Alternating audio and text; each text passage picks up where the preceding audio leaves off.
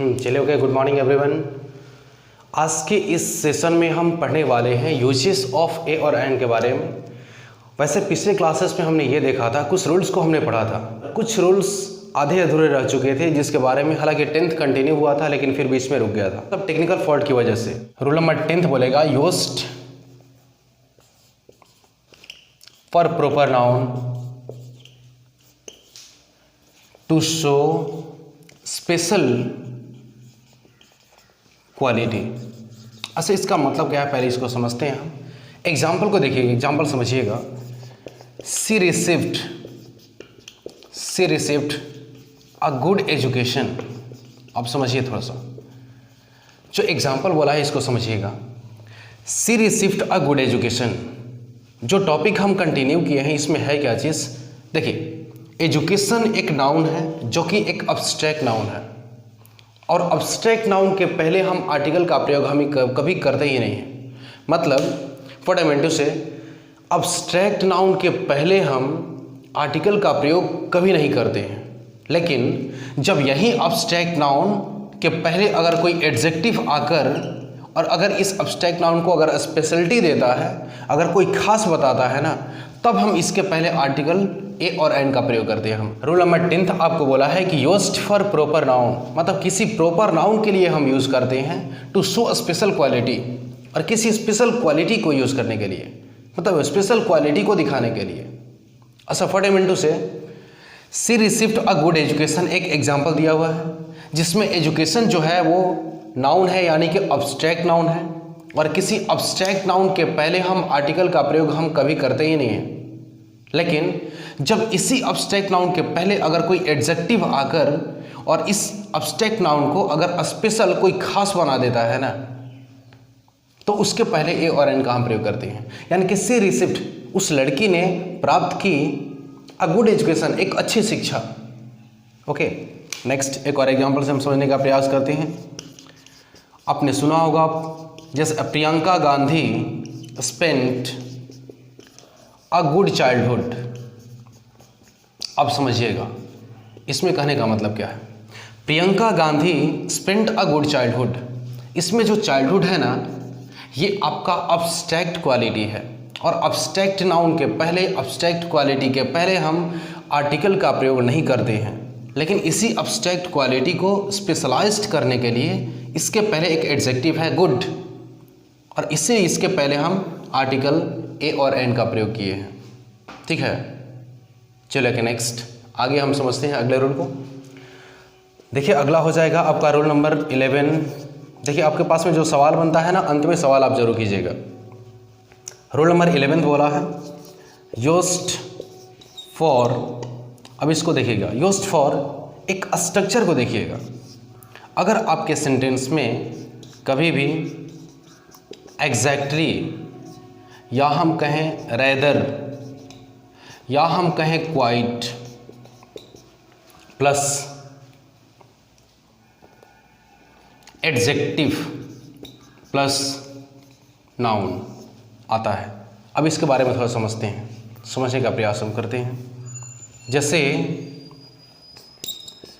It is exactly dash wrong number.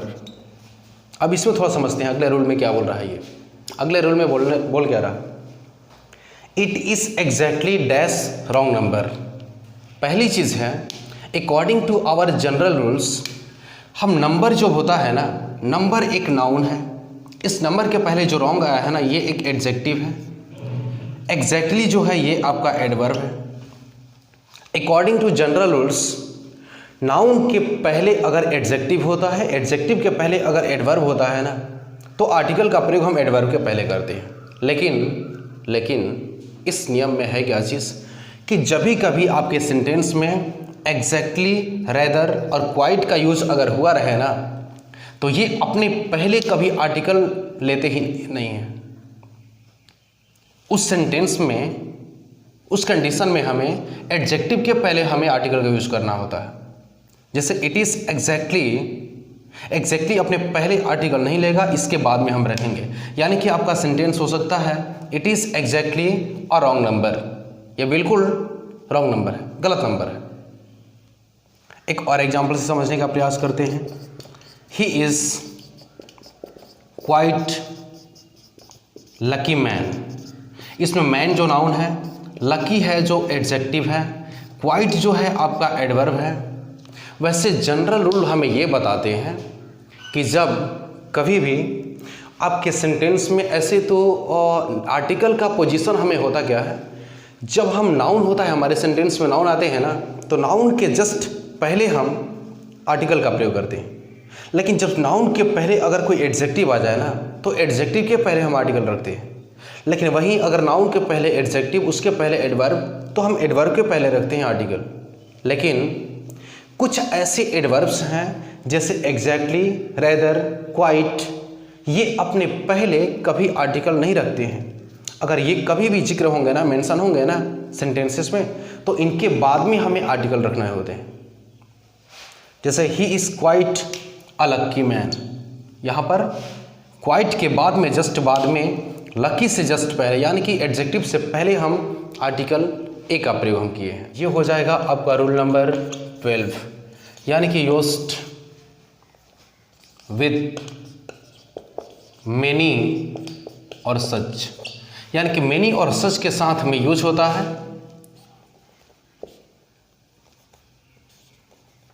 With singular noun,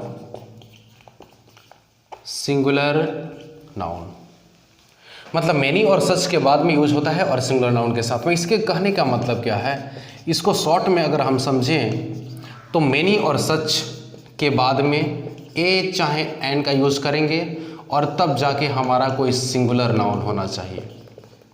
ये इसका structure है। देखिए, जैसे मेनी अ मैन वॉज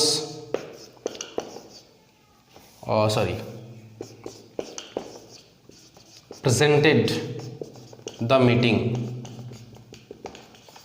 इसको समझिए।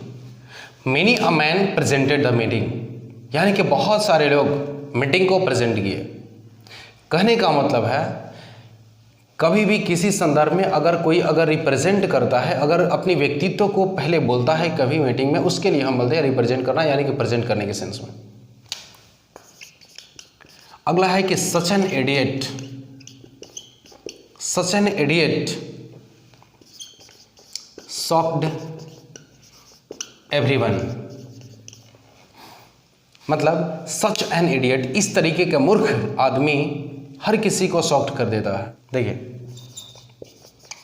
यूज्ड फॉर, आपके सेंटेंस में कभी भी ना अगर एज, व्हाट, सो और टू अगर आ जाए ना, इसके बाद में कोई एडजेक्टिव आ जाए प्लस आर्टिकल प्लस कोई नाउन, इसके कहने का मतलब क्या है। जैसे it was as present a day yesterday, इसको समझने का प्रयास कीजिए। It was as pleasant dash day yesterday, मतलब इसमें जो डे है ना, ये आपका नाउन है। प्लेजेंट जो होगा, ये इसमें सेंटेंस में जो वर्क कर रहा है, अभी एडजेक्टिव का वर्क कर रहा है। इसके बाद में एज जो है ना, ये एक एडवर्बियल वर्ड है। लेकिन कभी भी नियम बोला है कि सेंटेंस में कभी भी आपके एज, व्हाट, शो और टू में से कोई आया हो तो इसमें एज है। तो इसके बाद में ना अगर कोई एडजेक्टिव आया तो एज के बाद में एडजेक्टिव आपका प्लेजेंट है, तो उस कंडीशन में हम आर्टिकल का प्रयोग ना हम नाउन के पहले करते हैं। यानी कि it was as present a day yesterday, यहाँ पर डे यानी कि नाउन के पहले हमने आर्टिकल का यूज़ किया। ठीक है, मतलब इस पैटर्न पे अगर रहेंगे ना तो हमें वैसे तरीके से यूज़ करना है। एक और एग्जांपल से हम समझने का प्रयास करते हैं। देखिएगा, it is so fine a morning today, it is so fine a morning today, इस वर्ड्स में से सो का प्रयोग हुआ है। इसके बाद में एडजेक्टिव जो है वो आया हुआ है फाइन। इसके बाद में नाउन जो आपका है मॉर्निंग है, यानी कि सो का मतलब यूज़ कभी भी सेंटेंस में हो, यानी कि जिक्र कभी भी हो, मेंशन हुआ हो, और उसके बाद में अगर कोई एडजेक्टिव हो ना, तो उस सेंटेंस के स्ट्रक्चर हमें ये बताते हैं कि नाउन के पहले हम आर्टिकल का प्रयोग हम करते हैं। Used for uncountable as countable. अच्छा, इसका मतलब क्या है पहले से हम समझते हैं। ए और एन का हम यूज उसके लिए करते हैं, मैंने वैसे अनकाउंटेबल नाउन के लिए जो सेंटेंसेस में हमारे यूज हुए हैं काउंटेबल की तरह। अच्छा, इसका मतलब क्या है समझने का प्रयास करते हैं हम। एग्जाम्पल देखिएगा कि there is dash hair in my coffee. देखिए, ये बहुत बार होता है जब हम कुछ मतलब बेवरेज ले रहे होते हैं, यानी कोई भी ड्रिंक्स अगर पी रहे होते हैं, या हम कहें चाय की चुस्की ले रहे होते हैं, कॉफ़ी की चुस्की ले रहे होते हैं, बाल वगैरह बड़े होते, मतलब there is dash hair in my coffee, मेरे कॉफ़ी में बाल है। यहाँ पर जो हेयर है ना, ये एक अनकाउंटेबल नाउन है। मैं वन सेकेंड रिपीट कर दूँ, यहाँ पर जो हेयर आया है ना, हेयर एक अनकाउंटेबल नाउन है, लेकिन इस सेंटेंस में अभी जिक्र हुआ है वो काउंटेबल की तरह यूज हुआ है। यानी कि अगर मेरे कॉफ़ी में अगर कोई बाल पड़ा है ना, तो अनकाउंटेबल की तरह नहीं, कोई काउंटेबल होगा, या तो एक बाल होगा, या तो 2 या 10। यानी कि अनकाउंटेबल नाउन को ही हम काउंटेबल की तरह यूज़ किए हैं, एंड दैट्स वाई इसके पहले हम आर्टिकल का प्रयोग हम करेंगे। कॉफ़ी में एक बाल गिरा था, तो हम there is a hair in my coffee, मेरे कॉफ़ी में एक बाल है। ठीक है, एक और एग्जाम्पल से समझने का प्रयास करते हैं। जैसे अगर हम कहें इंग्लिश इज, अब अंग्रेजी है, इंग्लिश इज डैश लैंग्वेज। अब देखिए, लैंग्वेज भी जो माना जाता है ना, लैंग्वेज भाषा, ये भी एक अनकाउंटेबल नाउन स्कोप है। लैंग्वेज को हम काउंट नहीं करते हैं। किसी लैंग्वेज का नाम लेंगे ना हम जब, तब वो काउंटेबल होता है। ऐसे लैंग्वेज खुद में ही ये अनकाउंटेबल है। English is a language, language खुद में अनकाउंटेबल है, लेकिन इसके पहले इंग्लिश का आ जाना ये एक काउंटेबल की तरह बना दिया। यानी कि इंग्लिश अगर लैंग्वेज है तो एक लैंग्वेज है, काउंटेबल है, एंड दैट्स वाई यहाँ पर एक का यूज किया गया है। यूज्ड फॉर किसी वीक, मंथ, ईयर,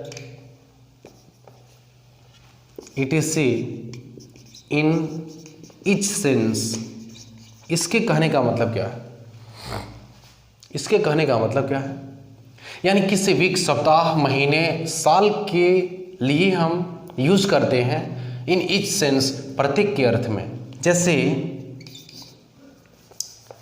अगर हम बात करें, अगर हम यूज करें I get my hair cut, मैं अपना बाल कटवाता हूँ वंस अ वीक, सप्ताह में एक बार, वंस अ वीक।